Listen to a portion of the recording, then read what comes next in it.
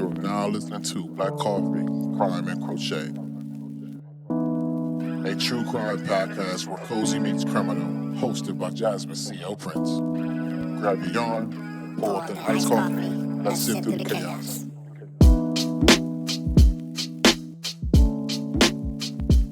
Hey BC3 crew, welcome back to another episode of Black Coffee, Crime, and Crochet, the podcast where we sip some iced coffee, ice drink, ice lani, however you do it, crochet through some chaos, and unpack crimes that are a little too close to home. And when I say close to home, this one is close to home for me. I am your host, as always, Jasmine C.L. Prince, and today we are officially kicking off a brand new series called New Year, Same Scams. So happy New Year. I'm so glad you all came into 2026 with me. I appreciate everything that happened last year in 2025. Thank you all so much for finding me, listening to me, interacting with me, commenting, rating, everything y'all did. Thank y'all so much. I'm looking forward to getting even better this year.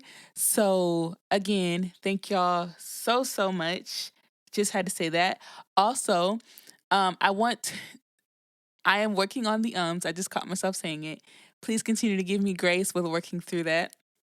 At the same time, I decided to create a listener survey because I want to continue to improve this year. So if you are interested in filling that out for me, the link for that will be in the show notes of this episode.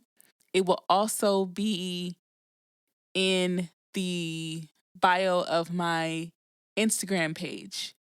And I'll probably share it on the Facebook page as well. If you do fill it out, you will be entered into a raffle for a $20 Amazon gift card. So if you fill it out, it will help me get my data and analytics together, but it will also be beneficial to you because there's a chance for you to get an Amazon gift card. So thank you so much in advance for doing that. I very much appreciate it. Okay, back to the show. The reason why this series is New Year, Same Scams is because every January the goals reset. The vision boards come out, this is my year posts start rolling, and right beside them are the same old scams because people know that you're wanting to fix your credit. So we see a lot of influx of credit repair scams coming around this time of year. So that's what we are getting into. Today's episode is all about credit repair scams, but not the surface level kind, not just the shady Instagram coaches or DM scams. I'm talking about people who were charged, convicted, and sentenced in federal court. And we know when the feds come, they already got all the information together for manipulating credit systems, falsifying financial data, and selling desperation back to the people who trusted them. These cases are crazy. So I just need y'all to buckle up because it's really, these are crazy. This episode matters because credit controls access. We can get into a whole debate on just the system of credit anyway and how it's really set up for a certain demographic to fail. But it matters. It controls your access, where you live, what you drive, whether you can start a business, whether you can get loans, whether you can get credit, whether you can buy, anything. Credit matters. And the U.S. is really not the only, but it's one of the places where it matters. You can go overseas, like Africa or something. If you have the cash, you get it. They don't care about credit. Credit does not exist in a lot of places other than the U.S. And let me stop getting on these tangents right away. But credit is such a frustrating thing because you have to play the system. But then when people play the system that's playing the people, then they get in trouble. But the system is just, let me get off the soapbox. Let me slow down and really get into it, because this is just, credit is something that makes my blood boil. If this is your first time here, this is kind of an interesting way for me to start it off, but just stick with me. I promise it's going to get good. Imagine waking up one day and realizing your credit score jumped overnight. No late payments, no collections, no charge-offs, just clean. Sounds like a miracle, right? Now imagine finding out that the miracle came from fake companies, falsified credit data, and a federal prison sentence. not just for the person selling the service, but potentially for you too. Today's episode is about credit repair scams that didn't just bend the rules, they rewrote credit reports entirely. And the people behind them, they weren't influencers, they weren't random scammers and DMs, they were operating inside the system. So let's get into it.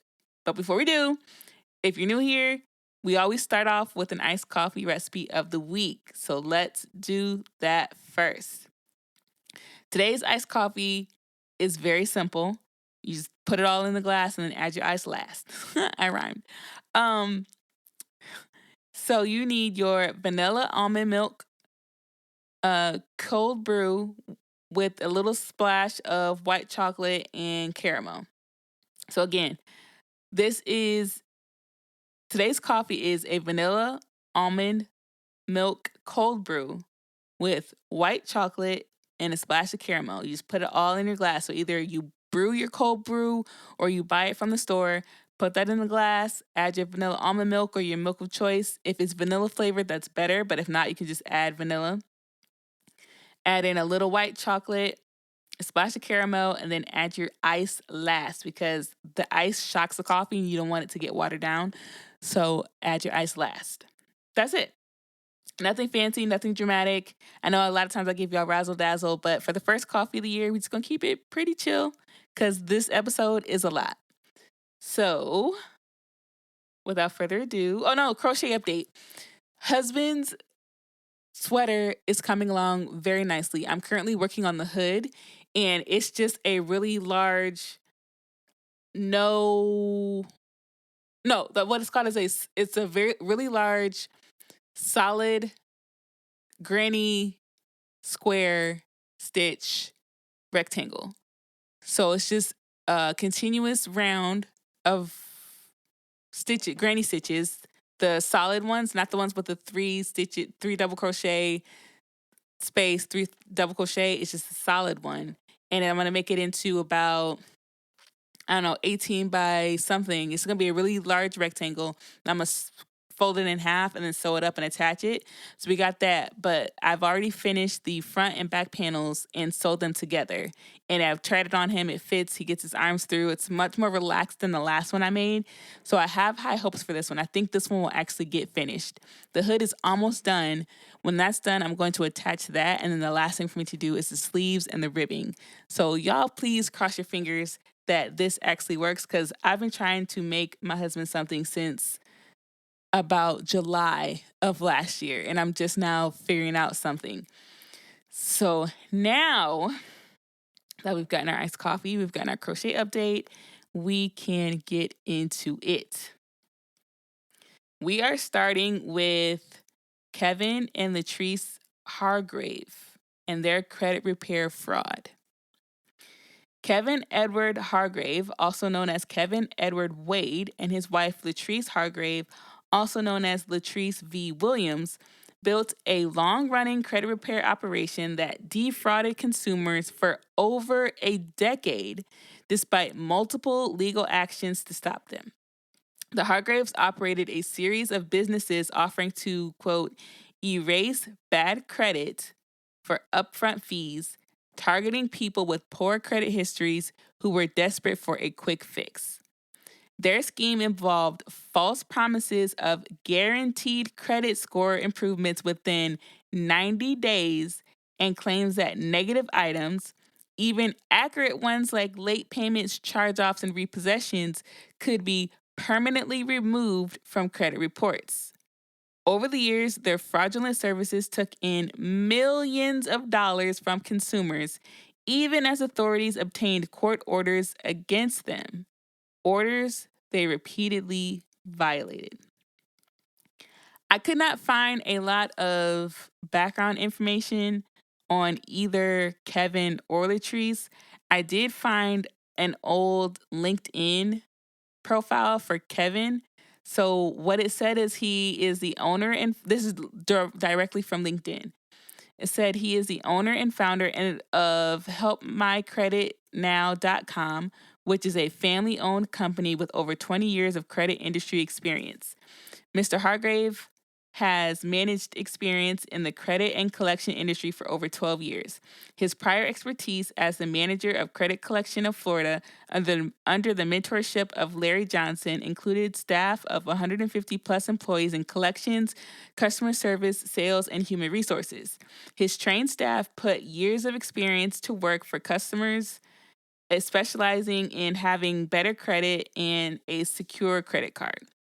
Mr. Hargrave was operations manager at Risk Management Alternatives, managing a staff of 30 plus employees. He has completed a BA degree in business administration from Central State University, which is an HBCU. That's really all I can find on either one of them. But let's get into the credit repair businesses. So Hargrave and his family controlled numerous credit repair companies under different names, often to evade regulators. Early on, he and his wife Latrese ran Latrese and Kevin Enterprises, Inc., doing business as Hargrave and Associates Financial Solutions, because you got to make it sound legit. After facing initial legal action, they branched into new corporate entities, including BFS Empowerment Financial Services, Inc., a company later identified as part of Hargrave's operation, Help My Credit Now Credit Services, Inc., another company controlled by the Hargraves. Notably, Hargrave advertised on a website, helpmycreditnow.com, during his early scheme. Latrese Enterprises, Inc., a firm whose name combined Kevin and Latrese, also used in the Continue scheme.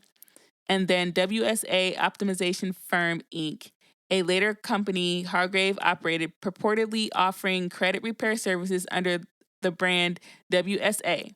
He also used a related name, WSA Financial Solutions, with family members like his son Kevin Hargrave Jr. and associate Tiffany Carter listed as owners, presumably to hide his involvement. Later on, I'm going to be talking about different Kevins, so I want you to not get confused. So hopefully when we get there, I'll be able to distinguish them so that you're not confusing them. But throughout these recurrences, these services were essentially the same. Credit repair, in quotes, programs that charge clients fees, often $250 to $1,000, in exchange for promises to clean up their credit reports.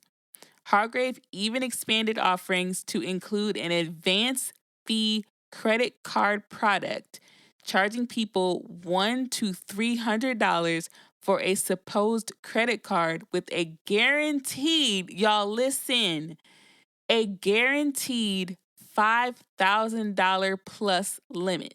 I am not about victim blaming or victim shaming on this show. However, at the same time, I do want us to be more educated on when things are too good to be true. Firstly, if you can afford $250 to $1,000, you can put that money into paying off your own debts and fixing your credit yourself.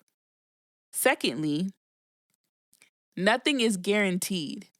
Even credit cards, when you apply for them, they don't guarantee what your limit will be, if I'm correct. Also, I'm not a financial advisor or anything like that. This is not financial advice. I'm not doing anything like that.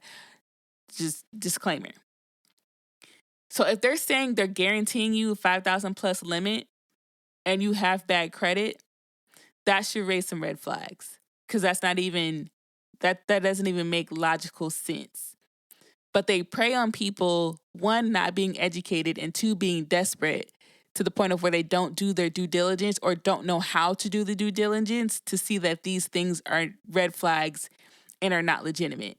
So again, not victim blaming, but I do want to point out where we can look and see that these things are red flags, that we aren't getting scammed in 2026. Having said all that, all these businesses were fronts for fraud that we're going to get into. And they thankfully were eventually shut down by authorities. So here are the fraudulent tactics and scheme details.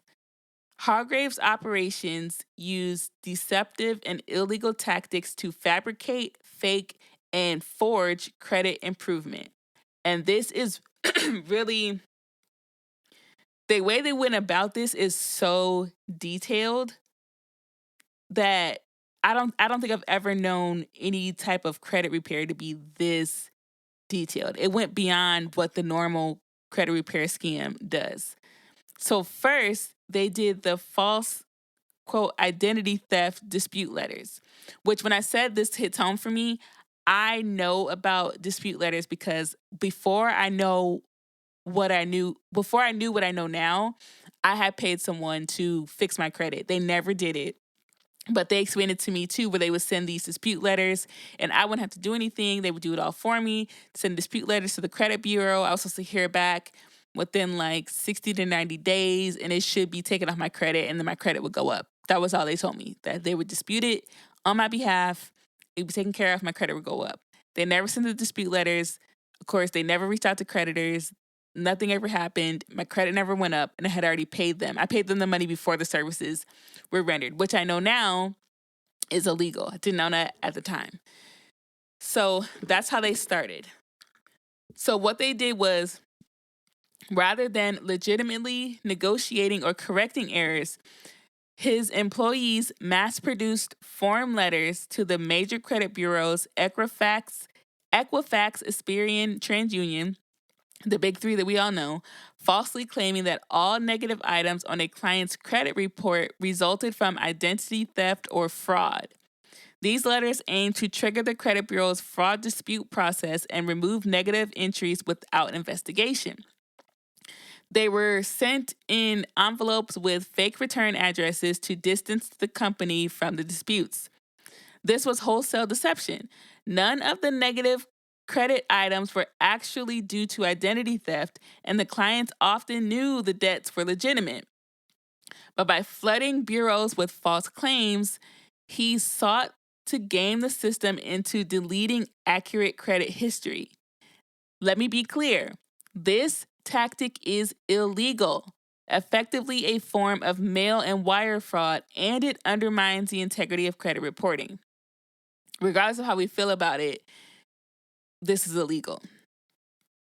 The next thing they did was upfront fees, which again I said I learned later is illegal under CROA, which is the Credit Repair Organizations Act. So here his companies charged clients substantial fees before performing any services, which violates the Federal Credit Repair Organizations Act and the FTC's telemarketing sales rule. Clients were typically charged between $500 and $1,000 either as an upfront lump sum or an installment plan for the, quote, credit repair program. Either Hargrave and Associates charged around $250 per person or $450 per couple. Earlier, they charged around $250 per person or $450 per couple, often requiring half or full payment in advance. But charging advance fees for credit repair is explicitly illegal, a fact that he ignored even after court orders barred him from doing so. Then we get into false promises and guarantees, which I'm telling y'all this is something that you need to look in addition to other things, but false promises and guarantees. In marketing and consultations, his operation guaranteed specific results. For example, erase bad credit within 90 days, guaranteed. You can't guarantee that. Representative told customers and an undercover federal agent that the company could remove all negative items and that clients would not have to pay their creditors back as a result. They also lied that the firm had, quote, a team of 5 attorneys and 23 paralegals working on cases to give a veneer of legitimacy. In reality, he employed no attorneys nor credit law experts. These guarantees were fraudulent. Many customers saw no improvement at all, and when they demanded refunds under the supposed money-back guarantee, they were stonewalled and denied, as all frauds do. Then the advanced fee credit card scam. As part of the scheme, he offered a, quote, guaranteed approval credit card to clients who paid a fee.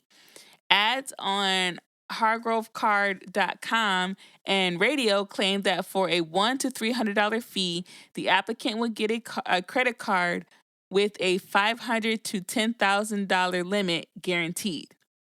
In truth, there was no real bank issuing such cards to these clients. This was a classic advance fee credit card fraud, and Hargrave was charged with violating the law by taking fees for a promised credit card that never materialized. Then identity and alias manipulation. To dodge regulators and court orders, he even used aliases and other people's names in his business dealings. He was known to authorities as Kevin Edward Hargrave Sr., but later presented himself as Kevin Edward Wade, an alias he formally acknowledged in court documents. Additionally, as noted, he put companies nominally under relatives' names, his son and others, while he pulled the strings. This indicates intent to conceal his ongoing involvement after being banned, which is a tactic that ultimately failed when investigators unraveled the network of businesses. Lastly, tax fraud and personal enrichment. Alongside the credit repair fraud, he cheated on his taxes, underreporting the illicit income. From 2015 to 2019, he failed to report hundreds of thousands of dollars, causing an IRS tax loss, of about $418,115, which, IRS, y'all not really, anyways. Meanwhile, he diverted his scheme's proceeds to lavish personal spending. Investigators documented over $8 million flowing through Hargrave-controlled accounts, funding a luxury lifestyle. Mortgage payments on a Florida home and the purchase of high-end cars such as Lamborghinis, Rolls-Royces, Porsches, Range Rovers, Ford F-150, and multiple Mercedes-Benz vehicles. For example, more than $128,000 of customer fees went toward his home mortgage, a beach property he later sold for $870,000, and about $300,000 went to automobile down payments, plural, and notes. This blatant misuse of funds not only evidenced fraud, no legitimate business purposes for those expenditures, but also compounded his legal troubles by involving the IRS, leading to federal tax fraud charges in addition to the credit repair scam. So this scheme really relied on deception at every step. He was lying to customers with impossible guarantees, lying to credit bureaus with false letters, flouting laws and fees, and holding his ongoing role through aliases and family front companies. It was a profitable fraud for him, netting millions, but left thousands of victims with less money, unchanged or even worsened credit, and shattered trust. So here is how he marketed and targeted his clients. He was very aggressive in marketing his credit repair services using multiple channels to reach vulnerable consumers. He portrayed his operation as a savior for people with bad credit, and evidence shows he tailored his advertising to specific communities and demographics. Radio advertising to minority communities, of course. He bought ads on radio stations, particularly those with R&B, hip-hop, and gospel formats. For instance, a radio script used by his company proclaimed, quote, "They specialize in erasing bad credit. Hargrave & Associates covers all three major credit bureaus. Slow pays, charge-offs, repossessions can be erased for $250, end quote. By choosing stations popular in African American communities, like gospel and urban music stations, he targeted a largely Black audience. This was no accident. Communities of color often face greater credit challenges on average, making them more likely to be seeking credit repair help. Regulators have noted that, quote, credit issues are reported more frequently in minority Black and Latino communities than in white communities. Hargrave exploited this disparity by directing his promises of a fresh start to those listeners. He also advertised on Spanish language programming in at least some markets. The FTC coordinated with state agencies in places like Florida and Louisiana, suggesting a broad demographic reach. Then, internet and social media. His businesses maintained multiple websites and an online presence. In the late 2000s, they advertised on HargraveandAssociates.com, HelpMyCreditNow.com, and even a dedicated site for the bogus credit card offer, HargraveCard.com.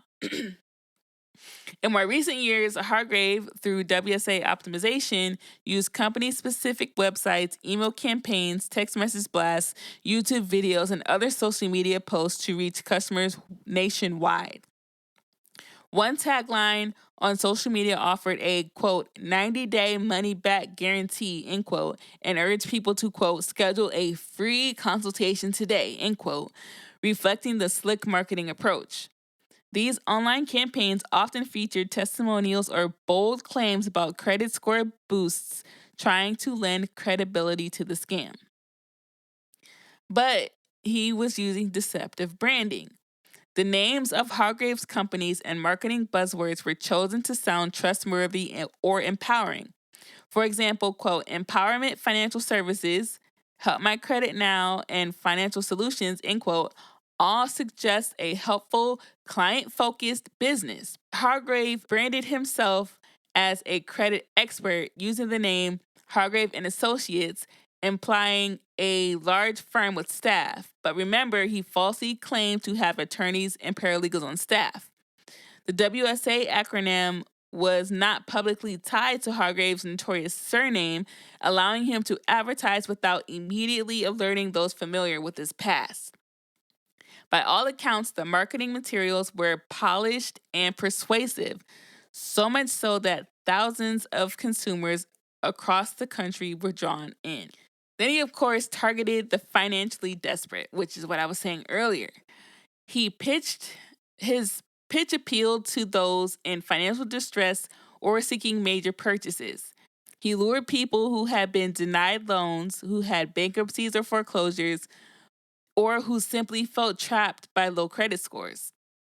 Notably, his scams persisted even during the COVID-19 pandemic, a time when many were struggling. Investigators emphasized that Hargrave, quote, stole millions of dollars from vulnerable people who were struggling financially, end quote, during a crisis. This underscores how his marketing cast a wide net, but especially captured those with few options. People facing job loss, debt, or other hardships who might see credit repair as a lifeline. His services were even pitched as, quote, guaranteed solutions to get home loans or car financing, as evidenced by testimonials and scripts referencing specific credit score goals, like raising a score from 480 to above 600 to qualify for an auto loan. But it takes time to raise your score from 480 to 600. That is not an overnight thing. And anybody telling you that you can go from 480 to above 600 in even a few months really is lying to you. Again, I'm not a credit expert or anything like that, but realistically, to raise your score legitimately from 480 to above 600, you're looking at least to, I'm thinking 9 months to a year. Again, not a credit expert. I'm just saying from experience and what I've seen, that's not a little 30 to 90 day process. It's at least 9 months to a year to get that big of a jump. Because it doesn't take much for it to fall, but it takes a lot for it to get it back up. So promising quick results without the pain of repaying debts is just crazy. But he made the scam enticing for those in dire straits. So the marketing strategy was broad and calculated. He used mass media to promise miracles, targeting communities likely to need credit help, and present the service as professional and credible. This combination helped him amass a large client base nationwide, even as word-of-mouth complaints and BBB warnings about his company spread. Unfortunately, many consumers didn't see the warnings in time or chose to believe the guarantees despite them. until law enforcement intervened. So here's where we get into the legal actions and timeline. His fraudulent activities triggered a series of legal battles, both civil and criminal, over more than 15 years. So we're going to get into chronologically the key charges, court proceedings, and outcomes. So bear with me because this is kind of a lot. Because again, this is 15 years of scamming. So October 2008, FTC complaint filed.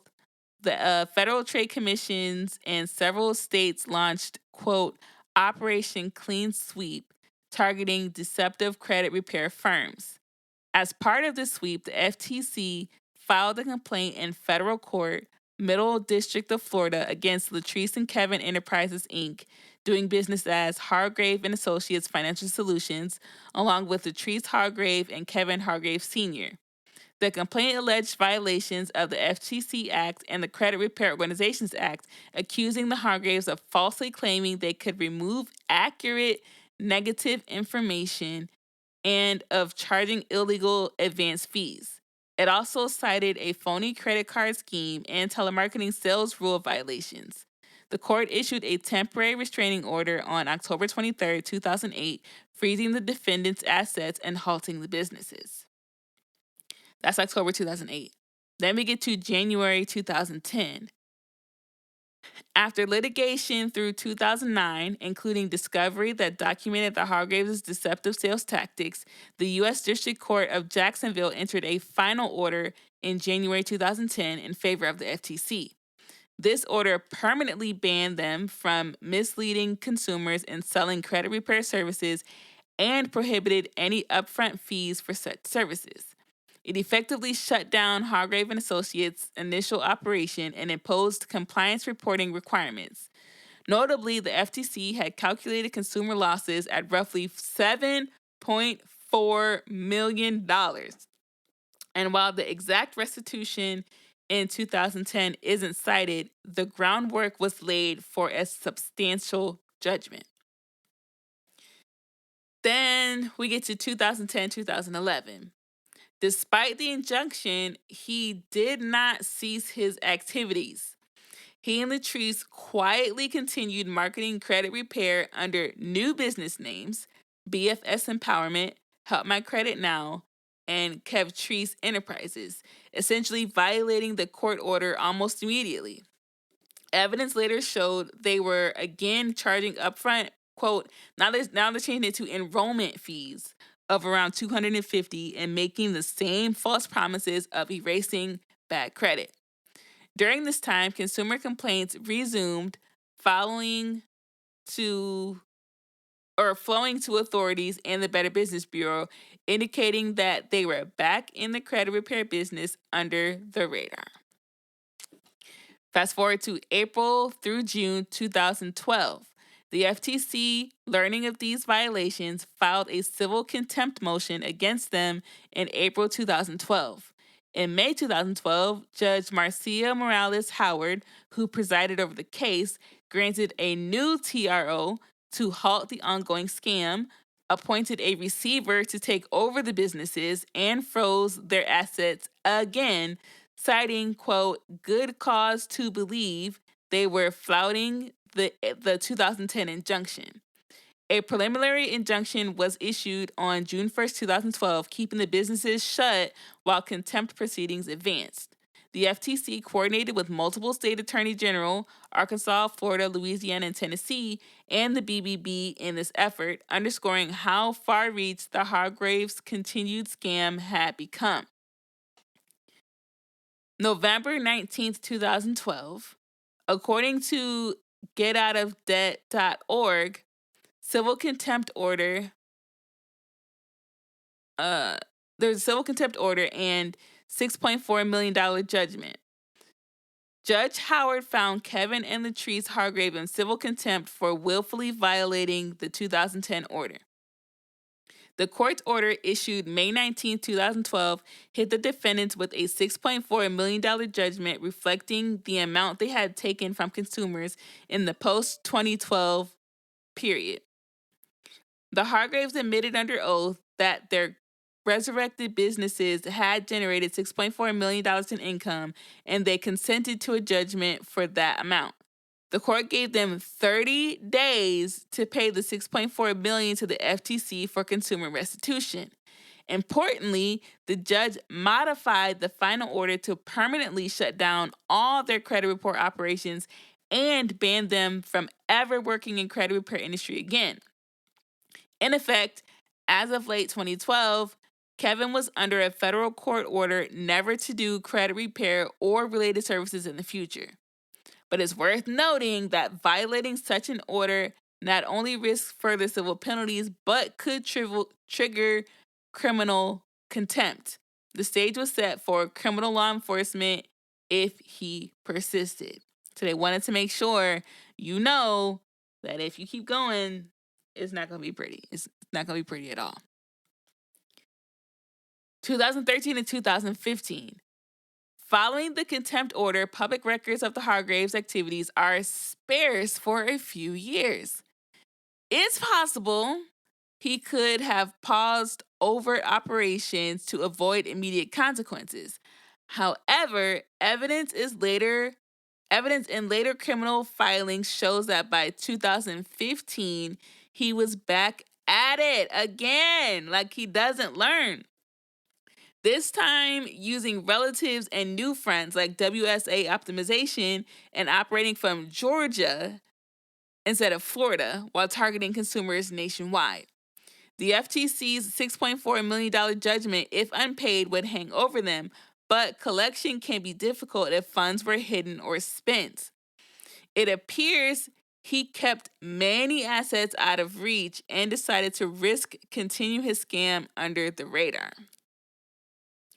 2015 to 2020, Hargrave's new flagship became WSA Optimization Firm Incorporated, which they started in Georgia in September 2019.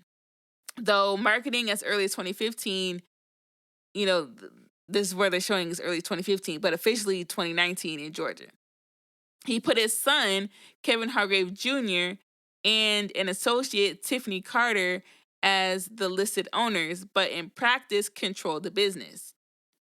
WSA operated similarly to the prior companies, charging $500 to $1,000 upfront or in installments, disputing credit items en masse, and promising unrealistic results. The scheme drew in an estimated $8+ million in consumer payments during this period. Victims again complained about paying for nothing. Quote, multiple customers reported that they paid for credit repair services, saw no results, and were denied refunds, end quote, according to federal investigators. He also stopped paying taxes on much of this income, which caught the attention again of the IRS. By June 2020, with the scheme running even through the pandemic, federal agents were actively investigating. An undercover FBI agent posed as a client and contacted WSA, which yielded recorded evidence of the fraudulent claims. The agent was told all negatives will be removed using, quote, federal laws, end quote, and no debts had to be paid. This undercover sting, combined with financial records and consumer complaints, built a criminal case against him. September 6, 2022. The U.S. Attorney's Office in Jacksonville, Middle District of Florida, filed a criminal information charging Kevin E. Hargrave with one count of conspiracy. The charge encompassed two illegal objectives: defrauding the United States IRS and committing wire fraud by selling, quote, worthless credit repair services to consumers. And so on October 4th, 2022, he appeared in court, waived his right to indictment, and pleaded guilty to the conspiracy charge pursuant to his plea agreement. In the plea, he admitted the core facts of the scam, including that since 2015, his consumers suffered over $1.5 million in losses from the fraudulent credit services. The plea estimates harm between $1.5 million and $3.5 million.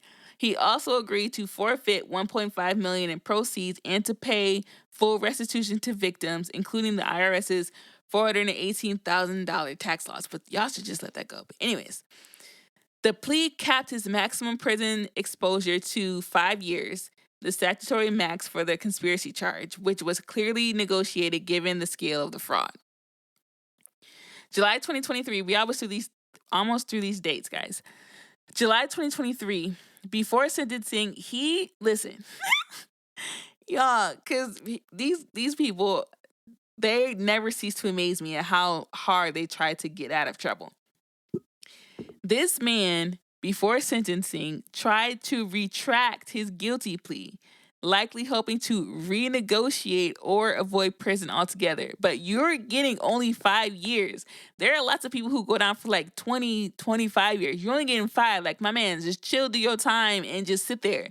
Like, you're risking, I don't know. It's crazy how much they just lack accountability.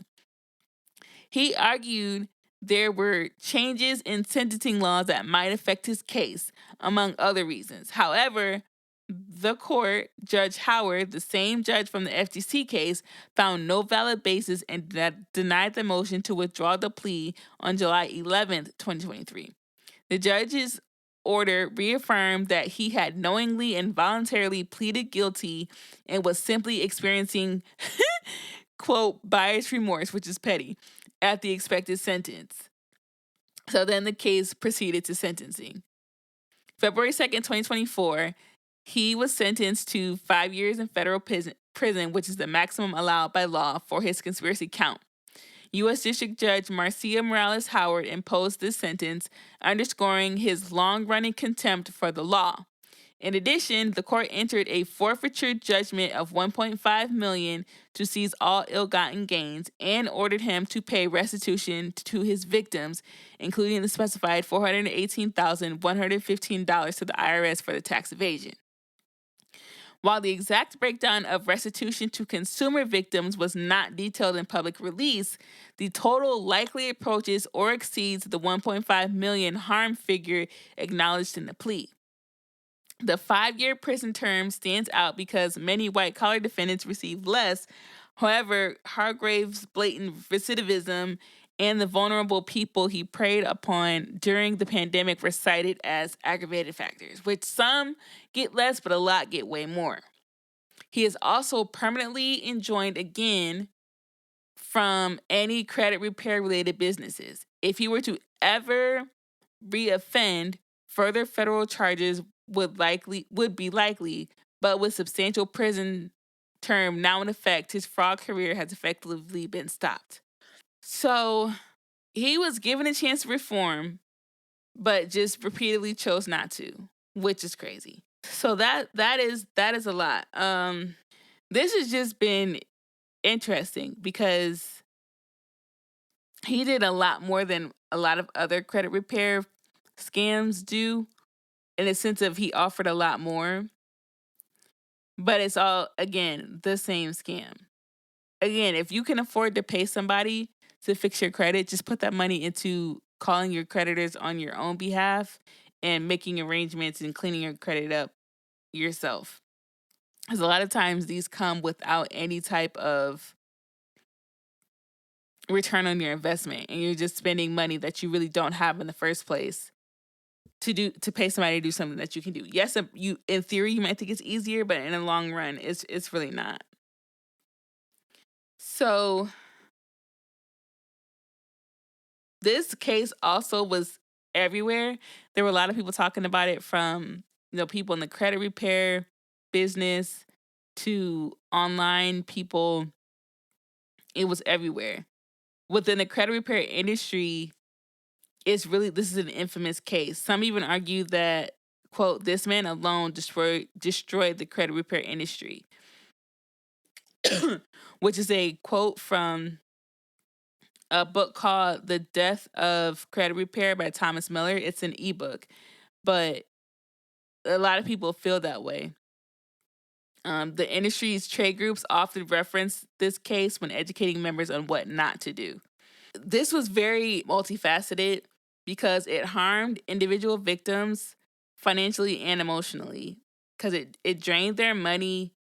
And he targeted specific communities. He targeted Black people, which I never understand. You targeting people from your own community and exploiting their vulnerabilities because you know what they are. That's just a level of low that I will never understand. At the same time, though, it challenged regulators to step up enforcement, and it serves as a lasting warning about the perils of fraudulent credit repair schemes. So the hope is that with this case and with him behind bars and the scheme exposed, fewer people will fall prey to similar scams, which is another reason why I'm covering it. And those who do engage in such fraud will face swifter justice. So I was going to do another case, but I think we will do a part 2 next week of another credit repair case, because this one was longer than I thought, and I don't want to. I think this one is going to be long as well. So I'm going to hold off on this one until next week. So in the meantime, again, I'm going to post the link to the listener survey in the show notes, and then it'll be posted on the Facebook page and in my Instagram bio. So if you're not following me on social media, you can follow me on Facebook, Instagram, TikTok, and Threads. I'm going to be trying to do better this year with posting stories on TikTok so you can see my face as well. So there's that. Again, if you love the show, please rate and review on Apple, and I will read reviews, and also leave comments on Spotify. I do respond to every comment that I get on Spotify. So if you would do that as well, I love reading them. What else? If you are interested in supporting me more directly, I do have a Patreon. The lowest level is, I believe, $2 or $3 a month. So that is an option for you as well. And I do have a Facebook discussion group that you can join. I think that is all. So please follow me everywhere, comment, engage with me. But that is all. We will do part 2 of New Year's Same Scams next week. So I will see you all then. Bye. Disclaimer. Great effort is made to ensure that all materials used in Black Coffee Crime and Crochet adhere to fair use guidelines. No copyright infringement is intended. If you are the copyright owner or represent the owner of any material used in this content and have concerns about its use, please contact me and I will promptly address the issue.